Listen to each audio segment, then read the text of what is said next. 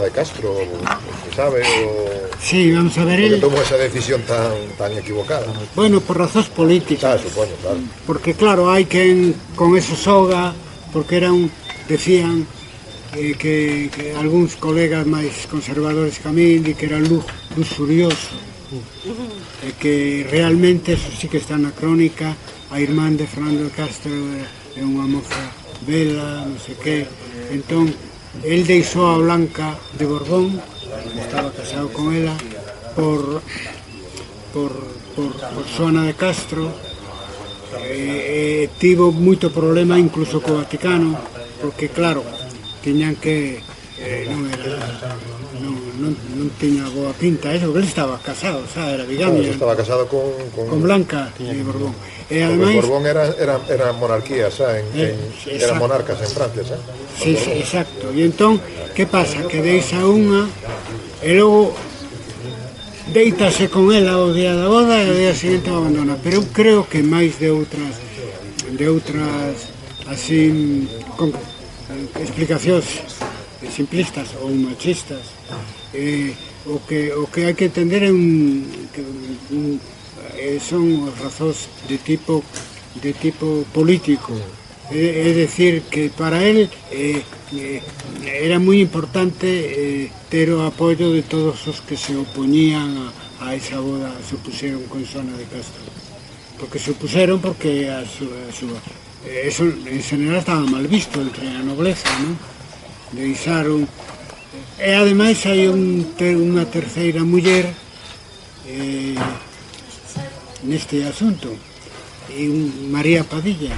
E María Padilla é a muller que él realmente quería, pero como non conviña politicamente, pois foi a súa amante durante toda a súa vida, María Padilla. E de feito, cando deixou a Xoana de Castro, volveu a ser oficialmente o home de Blanca de Borbón e o querido de María Padilla. Con María Padilla tivo 4 fillos e logo, cando morreu Enrique de Castro, por eso dixo que permitiu que Xoana de Castro fora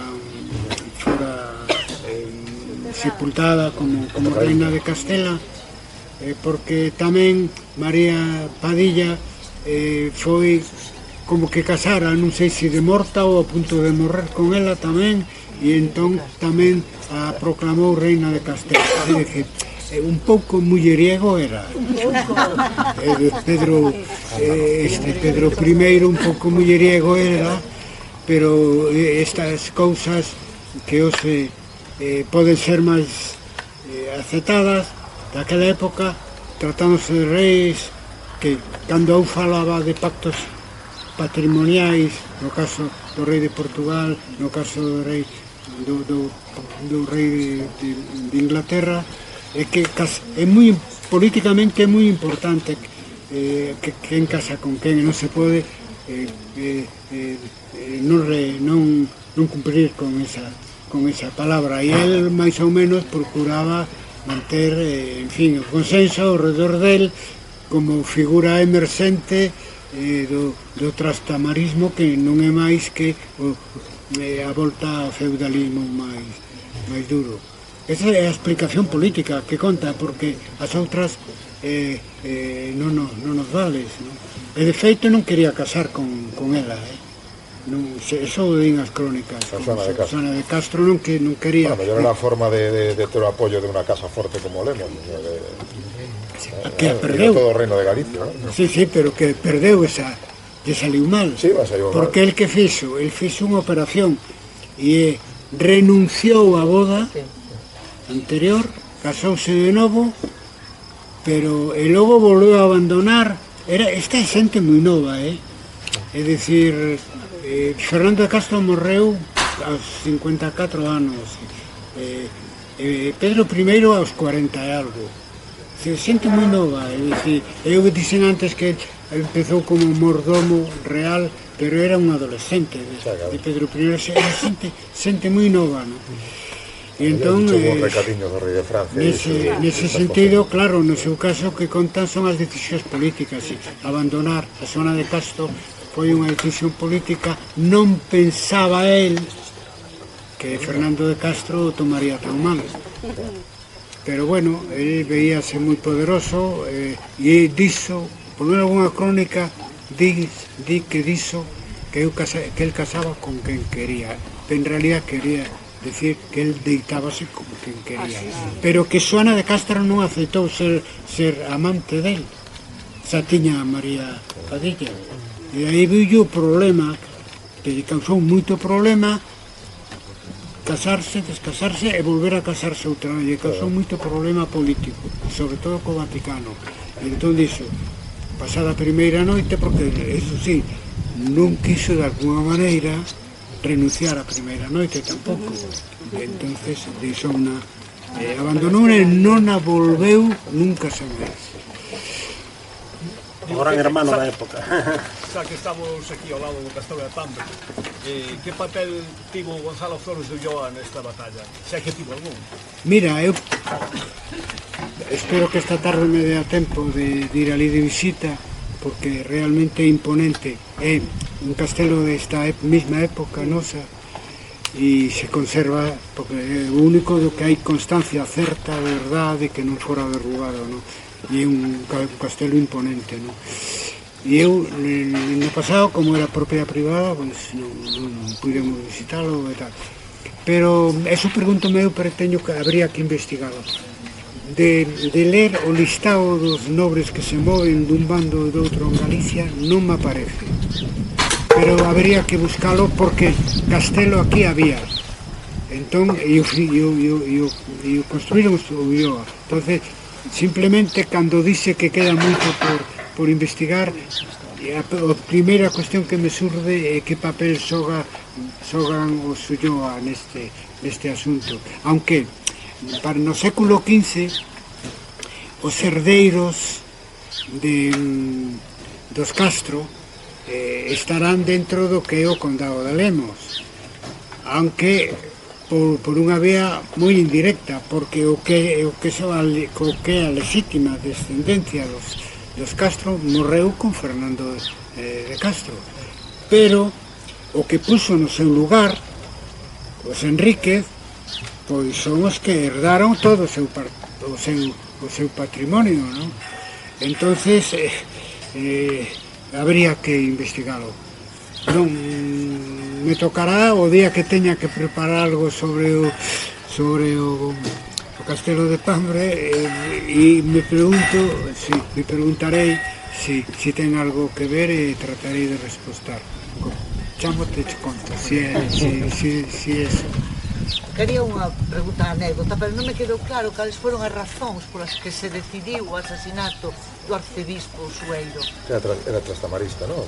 Do Sueiro, bueno, sí, ele era trastamarista e houbera unhas cortes en Burgos e convocadas por Pedro I e el non enviou representación e enviou a outras que convocara Enrique Trastámara. Dado conta que en esa época hai dous reis, hai tamén dous pertigueiros de Santiago, hai os condes de Trastámara, claro, porque estamos en plena guerra civil.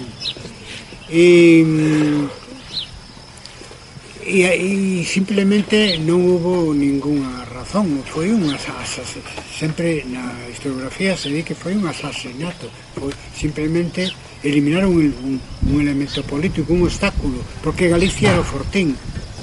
Pero eliminar un elemento sempre se fai porque ese elemento ten capacidade. Porque trastimar, no, o arzobispo Santiago capacidade tiña, aínda que digamos que Fernando de Castro era o seu oficial maior, é dicir, como pertigueiro maior, os obispos, o arzobispo Santiago, saben de alta Edade Media, son os únicos obispos de Galicia que se poñen as armaduras e van ás batallas. O último, os Fonsecas. É dicir, era el, sendo arzobispo, era o que mandaba na terra de Santiago, e viuno como un obstáculo, así como penso que Fernando de Castro aceptou simplemente e que a iniciativa é de Pedro I, que é o que din casi todos os autores, pero no caso de Pedro I, ademais, é que tiña, digamos, unha lista de xente que matou así simplemente por nada, como dis tú, porque lle estorbaban. Asesinato político. Perdón, pero nese asesinato que foi feito por un da familia dos Chubruchao, a máis Sí. oito, que non lembro, tiña algunha implicación Fernando de Castro, dou orden el de matalo? Eu creo que está orden claro, non, pero permitiu non, sin dúbida alguna. Si non era santo, como santo non era, permitiu non. Desde logo que dera orden non, porque obviamente o que se coñece da súa historia non é isto de... Incluso se cuidaban as formas, incluso cando Enrique II mata a Pedro I en un duelo. É dicir, se cuidaban as formas cabaleirescas. Eu recordo, buscando datos para isto, nunha batalla na guerra Trastámara, pero non aquí en Galicia. Decir que deixaban uns pinchos na terra, nos campos de batalla, que teñen un nome, non me ven a cabeza un nome, uns pinchos para os cabalos e para as personas. E un día un dos fidalgos que estaba ali pelexando lle dixo ao señor do outro bando, dicir, señor, isto non é justicia, é dicir que tiñan, digamos, as súas normas. Eso é poñer unha trampa, non é pelexar e darlle cunha espada ou cun un machado ao outro, non, eso é facer trampa. Viu a decir, e neso se había certo cuidado e certa tradición cabaleiresca. O que pasa que cando veñen os Trastámara, e dadevos conta que entre 1371 e 1467, que é o fin dos Trastámara en Galicia, é un século. Durante ese século trouxeron miseria, dicía antes, anarquía e moita violencia. Pero, curiosamente, ese é o paradoxo da historia, un dos que facía eso era o propio Pedro I. Con eso quere dicirse que unha cousa é o que representabas e outro o que eras. E as persoas como tal eran máis complexas, que a causa que representaba. Aparte que as causas que se representaban non tiñan como hoxe un programa e tal, cosas desas, sino que había que xulgalas polos feitos deles. Entón é curioso porque Pedro tiña ese defecto, digamos, por un lado coas mulleres e por outro lado con isto de desfacerse dos seus obstáculos políticos. Tamén quería facer... Si queres acaba aquí. No, hai o famoso dito de ni quito ni pongo rei, pero sirvo a mi señor, que foi cando puseron o cadáver de Pedro por debaixo de Enrique, ou bueno, aí non está. Sí. Fernando Castro estaba presente nese feito? Sí, estuvo seguro, por eso prenderon. Non me acordo ao que estaban en Montiel, estaba todo... O Guesquín, Que era o francés. do Guesclin. Bueno, en algún sitio din que foi do Guesclin quen dice a frase, sí. Sí, a frase foi de Guesclin. E quen di, ademais, que foi el quen lle deu que puso a Enrique por riba de Pedro. Ese é o que din uns, outros non. E eu vin que, por exemplo, os historiadores que se preocuparon deso, como Julio Valdeón ou Luis Suárez, etc., non se meten nese tema de que pasou no duelo. Co cal, como pasa moitas veces nas crónicas, tamén se inventan cousas, non hai constancia de que houbera así, que fora certo.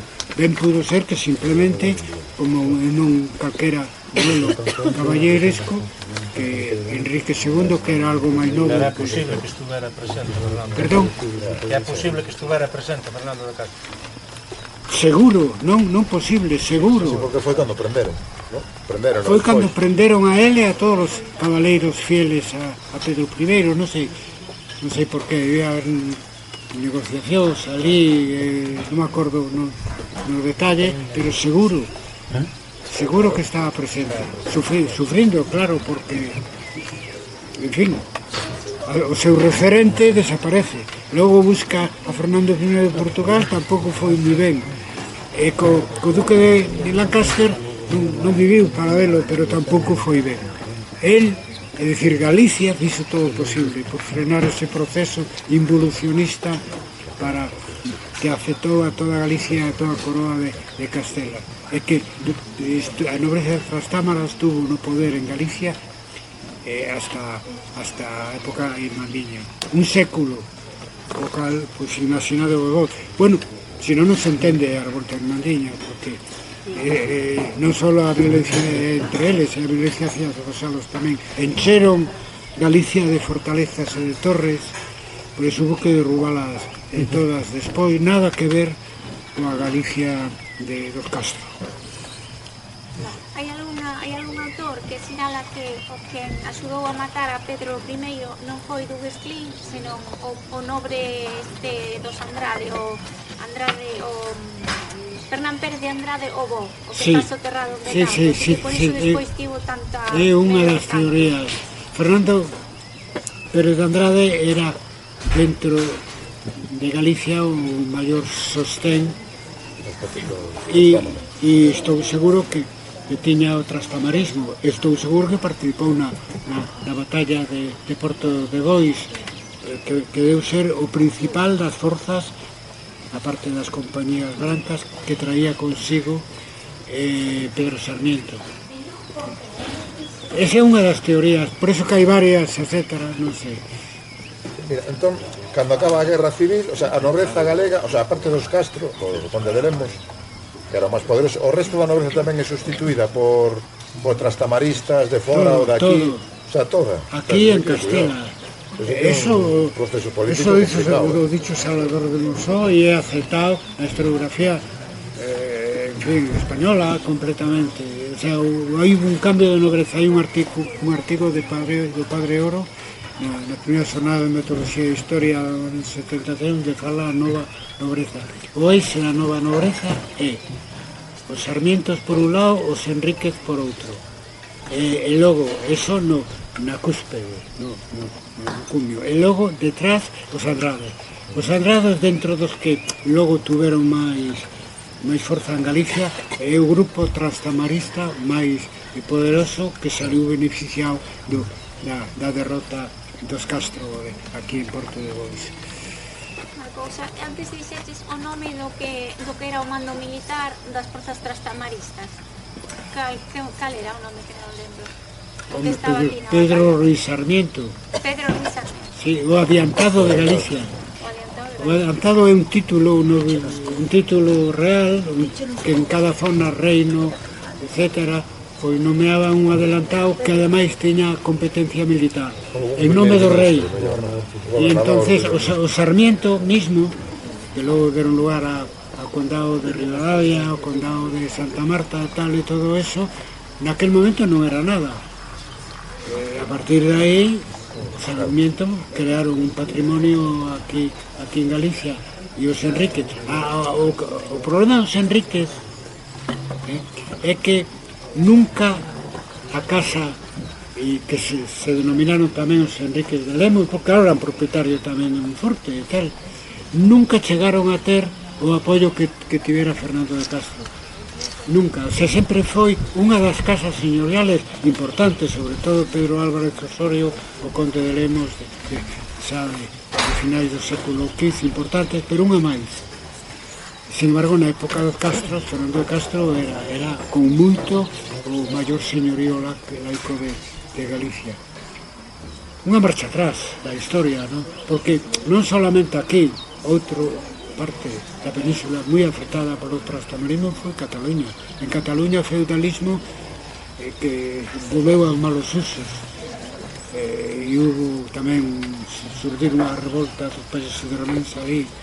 E aquí volvimos aos tempos, pero cando fala dos tempos primeiros é os tempos anteriores a Xenmires, os tempos en que se fundou o feudalismo nos arredores do ano 1000, e todo avanzado durante a plena Edade Media, que é época de plenitud, etc., voltouse cama atrás para nada, porque despois ao final os últimos reis Trastámara, por exemplo Enrique IV, xa era menos Trastámara, no sentido de que foi máis un rei árbitro. De feito, por conveniencia política apoiou os signolinhos no derrocamento de Fortaleza, pero iso foi decaendo. Pero a primeira parte do reinado de Enrique Tremendo foi tan clara esa sustitución de nobres que se chamaron hasta o día de hoxe Mercedes, ou es que se chamaron castelán, Mercedes e riqueñas, porque él decía no, dilapidaba o patrimonio da nobreza e o que fixera falta para crear unha nobreza que lle fora fiel. E iso é o que se chamou na historiografía española, con razón, as Mercedes enriqueñas. Un xiro cara atrás que ás veces da historia. Eso, vos xa hablando de historia contemporánea, estamos vivindo un momento así, é dicir que esas cousas pasan, pero tamén sempre volven. Vos somos ilustrados e pensamos que a idea do progreso finalmente triunfará. Outra pregunta, o matrimonio que houve entre Pedro I e Blanca de Borbón, que foi anulado por o Papa? No, eso se fixo, como decirche daquela maneira. Non recordo eso. A segunda boda se fixo contra a opinión do Vaticano porque protestou. Non. Eu creo que continuou. El simplemente pensaba que podía facelo todo, ter dúas mulleres, unha primeiro e outra despois. Claro, porque naquelas épocas, salvo que tivesen dispensa papal, non podía encontrar matrimonio. Entón, o Vaticano opúsose. De feito, cando abandonou, volveu a Blanca de Borbón. Porque ademais tiña a Blanca de Borbón, que era a muller oficial, e tiña, como sempre, disponible María de Padilla. De Padilla, claro, aí non estaba casado con ela. Non estaba casado con ela, sempre lle foi infiel. Si tuvo 4 fillos con el. Ben, se non hai máis preguntas, é mellor cerrarnos, porque parece que dá unha nube que ameaza. Vai chover, que vamos ter que encarar.